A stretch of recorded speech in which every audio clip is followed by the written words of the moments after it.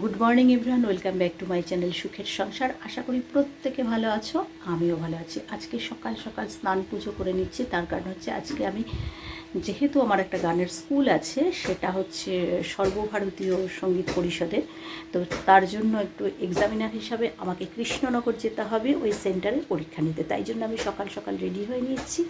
তো সবার প্রথমে স্নান পুজোটা সেরে নিচ্ছি, নিয়ে তাড়াতাড়ি ঝটপট রেডি হয়ে বেরিয়ে পড়বো 9টা, কারণ ওখানে আমাকে 10টার মধ্যে ঢুকতে হবে, অনেক স্টুডেন্ট আছে। যাই হোক, সকাল পুজো করব তো অবশ্যই, কিন্তু দেখাই তোমাকে আজকে আমার বাড়ির গাছে কত রকমের ফুল ফুটেছে। অপরাজিতা আর বেলি ফুল প্রচুর ফুটেছে, সেটাই তোমাদের সঙ্গে একটু দেখাবো। এই যে দেখো কত অপরাজিতা ফুটেছে, গাছে এখনও প্রচুর আছে। আর বেলি ফুল তো গাছটা একদম সাদা হয়েছিল। আমরা এত গাছে নিজের বাড়ির জন্য ফুল তোলার পরেও প্রচুর মানুষ আমাদের বাড়ি থেকে ফুল নিতে আসেন। সবার ফুল, অনেক ফুল হয়, আমাদের জবা ফুল ফোটে, অনেক রকমের জবা ফুলও ফুটেছে আজকে। তো এটাই তোমাদের সঙ্গে দেখালাম, বাড়ির ফুল দিয়ে পুজো দেওয়ার আনন্দটাই আলাদা। যাই হোক, পুজো টুজো সকালবেলা তো পুজো দিয়ে আমার তারপর রেডি হয়ে নিলাম, কৃষ্ণনগরের জন্য রেডি হলাম। আমি বললাম পরীক্ষা আছে আজকে, যেতে হবে। তো আমার অনেকগুলো স্টুডেন্ট, আস্তে আস্তে অনেক বেলাও হয়ে যাবে। যাই হোক, বেরিয়ে পড়লাম কৃষ্ণনগর যাওয়ার পথে। এবার রাস্তা তো ভীষণ ভালো, এখন সবাই জানো এই হাইওয়ে কত সুন্দর হয়ে গেছে রাস্তায়। আগের দিনও আমি দেখিয়েছিলাম যে শান্তিপুর যাচ্ছিলাম স্কুটি নিয়ে, সেদিন শান্তিপুর যাচ্ছিলাম। তো খুব সুন্দর রাস্তা, একদমই টাইম লাগে না, 40 থেকে 45 মিনিটে পৌঁছে গেলাম একদম ওখানে কৃষ্ণনগরে। ওনার বাড়িতে পৌঁছে গেলাম, ওই দিদির বাড়িতে। ভীষণ ভালো আপ্যায়ন, খুব ভালো। যাই হোক, পরীক্ষা নিলাম। কৃষ্ণনগর থেকে বাড়ি ফিরেই বাড়িতে পরের দিনের একটা রিহার্সালের জন্য বসে পড়লাম। গীতি আলেখ্য হবে সবাই মিলে, আমার বাড়িতেই বসে হলো। তারপরে আমরা পরের দিন চলে গেলাম সেই অনুষ্ঠান করতে, সেটাও তোমাদের সঙ্গে শেয়ার করলাম। আশ্রমে হবে, তাই জন্য লাল পাড় শাড়ি পরে নিলাম। তো আশ্রমে, গুরুদেবের আশ্রমে গিয়ে দেখালাম। দেখো কত সুন্দর গুরুদেবের আশ্রম, গুরুদেবকে সাজানো হয়েছে। গুরুদেবের জীবনীটা আজকে আমরা 2.5 ঘন্টার একটা গীতি আলেখ্য সবার সামনে পরিবেশন করেছি।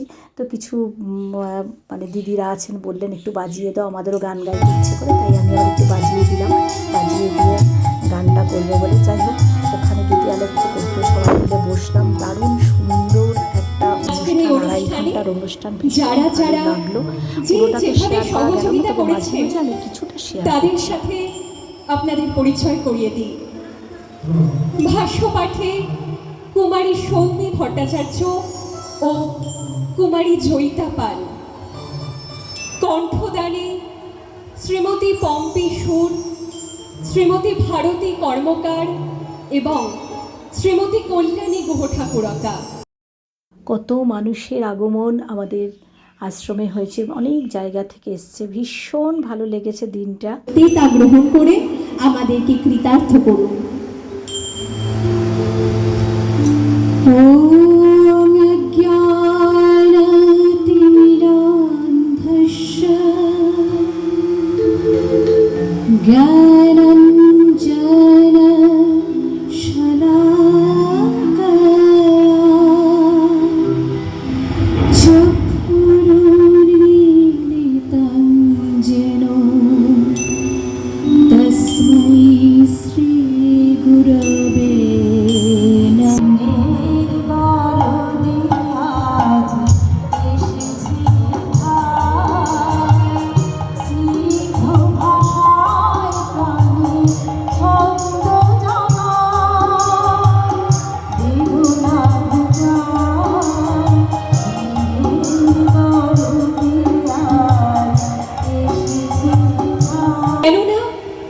রত্নাকর দস্যুর মুখ দিয়ে যদি মরা মরা বলতে গিয়ে রাম নাম ফুটে উঠতে পারে, তবে আমাদের ন্যায় এই পাষণ্ডের মুখ দিয়ে একদিন শ্রীগুরুর কৃপা বলে আজকের এই অনুষ্ঠান সুন্দর থেকে সুন্দরতম হবে না, তা কি কেউ বলতে পারে?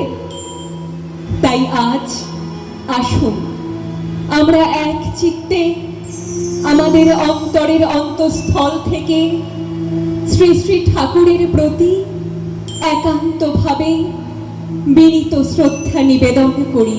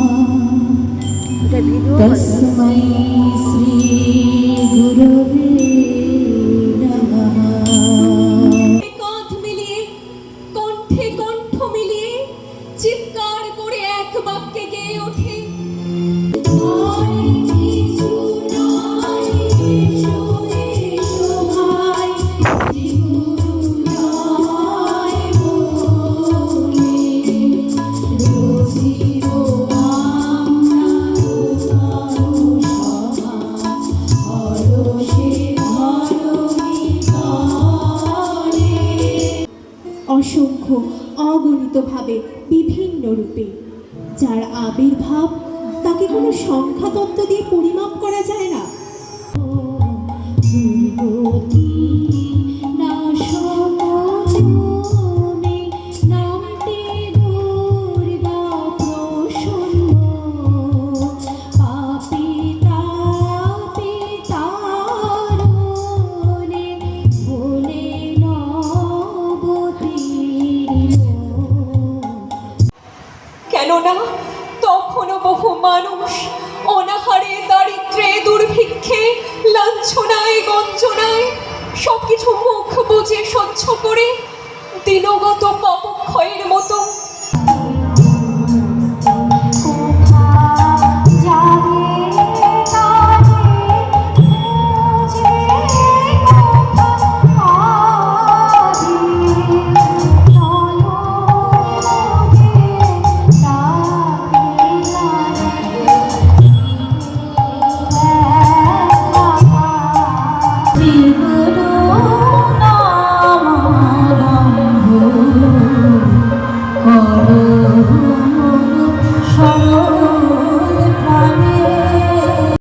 পুরোটা দেখানোর ইচ্ছে থাকলেও দেখাতে পারবো না, কারণ ভিডিওটা তাহলে অনেকটা বড় হয়ে যাবে। তাই অল্প অল্প করে কাট করে দেখালাম, তোমাদের সঙ্গে শেয়ার করলাম। হরে কৃষ্ণ কৃষ্ণ কৃষ্ণ হরে হরে, হরে রাম রাম রাম হরে হরে, হরে কৃষ্ণ কৃষ্ণ কৃষ্ণ হরে হরে, হরে রাম রাম রাম হরে হরে। শ্রী শ্রী দুর্গাপ্রসন্ন পরমহংসদেবের জীবনী নিয়ে আমরা এই গীতি আলেখ্যটা করেছি। তো গুরুদেবের জন্ম থেকে সমাধি পর্যন্ত এই পুরোটাই আমরা এই সঙ্গীত এবং ভাষ্যপাঠের মাধ্যমে কমপ্লিট করেছি। আর আমাদের এই গীতি আলেখ্য শেষ হওয়ার পরে আমাদের গুরুদেবের নাম হচ্ছে আসল হরে কৃষ্ণ নামটা, সেই জন্য আমরা ওই কৃষ্ণ নামটাও একটু করলাম। করার পরে যাই হোক, প্রচুর মানুষের সাথে দেখা সাক্ষাৎ হলো, ভীষণ ভালো লাগলো। তোমাদের কেমন লেগেছে আমার এই পুরো ভিডিওটা অবশ্যই অবশ্যই কমেন্ট করে আমাকে জানিও। আমি অনেকটা বড় হয়ে গেছে হয়তো ভিডিওটা করতে, কিন্তু দু একদিন দিনই বলে আমি এই বড় করে একবারে ভিডিওটা করলাম। অনেকের সাথে এই মিষ্টি মেয়েটার সাথে দেখা হলো, ওর আজকে রেজিস্ট্রি হয়েছে, রেজিস্ট্রি করে এসে গুরুদেবের সাথে দেখা করতে এসছে। যাই হোক, গুরুদেবের ভীষণ সুন্দর করে সাজানো হয়েছে, দারুণ লাগছিল দেখতে। প্রচুর মানুষের সাথে দেখা হয়েছে।